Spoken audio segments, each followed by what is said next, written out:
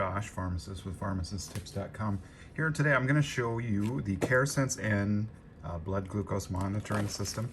I picked this up on Amazon. I paid about $30 for it. I'll include the link below.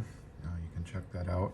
It's nice. It's one of the all-inclusive kits. It's got everything you need to get started for testing your blood sugar, which makes it really easy. So in the box you get, of course, the user manual. You get 100 lancets for, of course, poking your finger. You get 2 bottles of 50 test strips, so 100 test strips. You get the quick start guide. You get a logbook and some more instructions. In the pouch, you get the meter itself, the lancet device. There's our second bottle of test strips, control solution, and then in here you'll find the battery for the meter. So first off, we can take the meter out of here. And you can take the protective coating off and try to turn it on. Of course, it's not going to turn on because we need to put the batteries in. So the batteries go right in there. Move them from the bag here.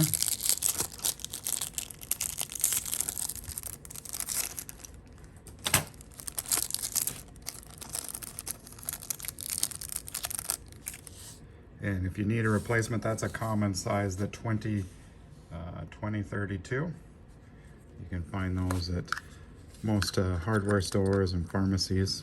So you just put one in there, and then the other one goes in the same way on the other side.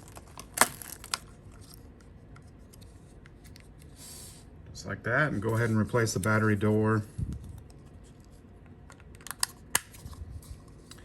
And to turn it on, you can press the S button in the middle, and then it is ready for a test at that point. So we can try this out, and then we'll go on. I'll show you how we set the time and things like that. So the S button, we can use it to turn that off.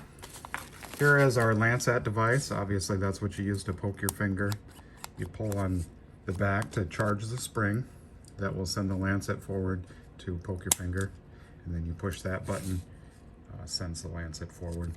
To put in a lancet, you unscrew the top there and then get a lancet from the box, which is sealed here, so I'll open it quickly for us.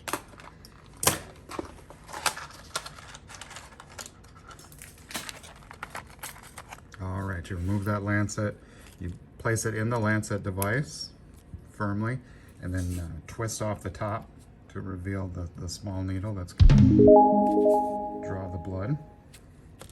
Replace the lid by screwing it back on, and then you can set the depth. So right there, it's set at 5. I can get that in focus, and then you can adjust that to 0, which would produce a very small drop of blood, so people with really thin skin. I generally do it in the 2 to 3 range and then adjust from there. So we'll adjust it to 3. It has this little window there. You can see the red indicates that there's a lancet in the device. Pull on that to charge the spring to send the lancet forward to poke our finger. Then we can go ahead and have our meter ready for the blood. So all you do is you take a strip out of the vial. Make sure you always reseal that vial. We want to keep that lid closed when we're not using it.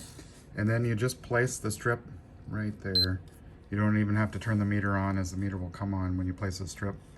And then we can see it's flashing for a drop of blood, meaning it's ready to test. So we want to thoroughly wash our hands with warm soapy water and dry them, and then pick a side of the finger with our, and make sure our lancet device is loaded. Put it on the side of the finger and press. Now I didn't get anything there, so I'm gonna adjust the depth a little more. Let me try a 4.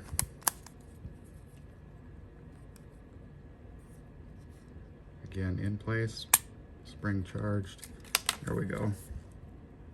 Get a little drop of blood there. So then we can take our strip, and we want to allow that blood to be drawn up inside the strip. So you just press that, it will beep.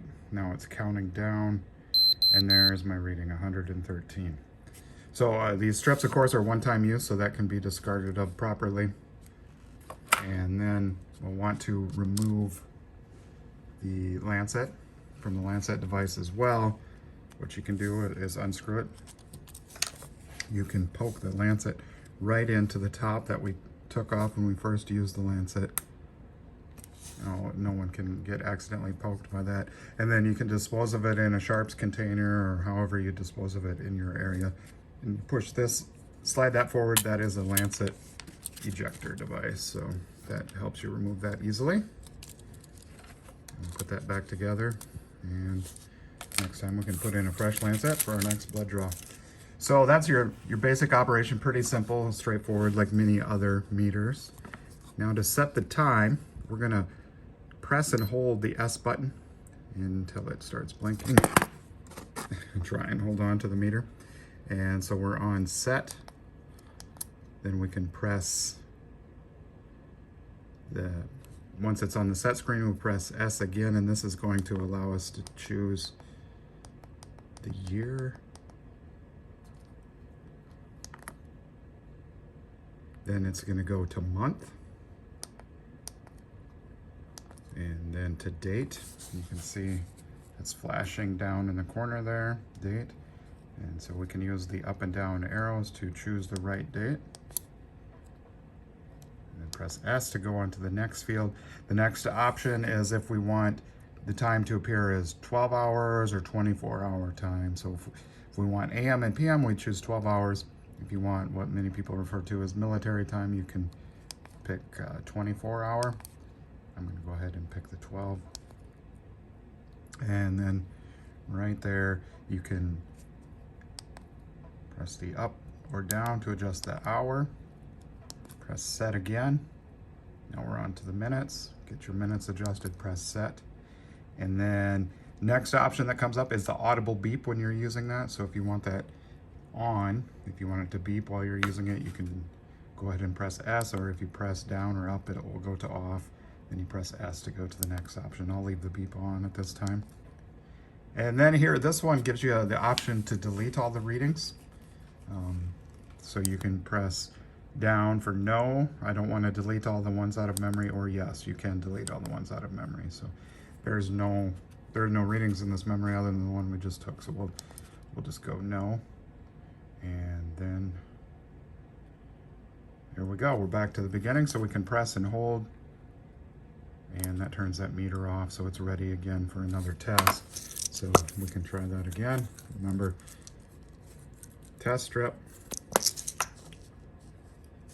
You can see that is the end that goes in the meter.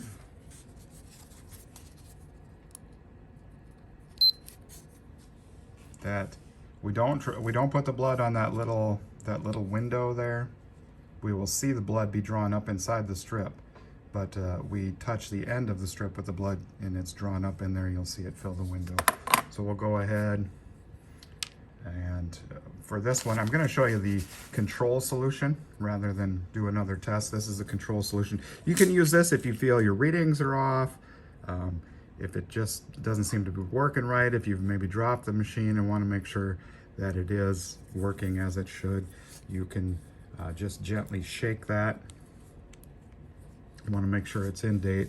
You put a drop on the top of the cap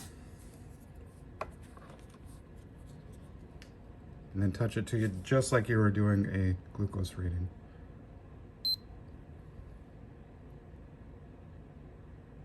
All right, so it says 119. Well, what is that? How do we interpret that? We look at this control solution. This is control A. As you can, let's try that. So that bottle is control A. Then we go to the test strip bottle that we used, and we go to our control A range. Right there, control A range. Should be 113 to 153. Well, 119 falls within that range. That means the meter is testing within range. So there you have the Caresens N glucose monitoring system. Again, Amazon, $30. Really good price.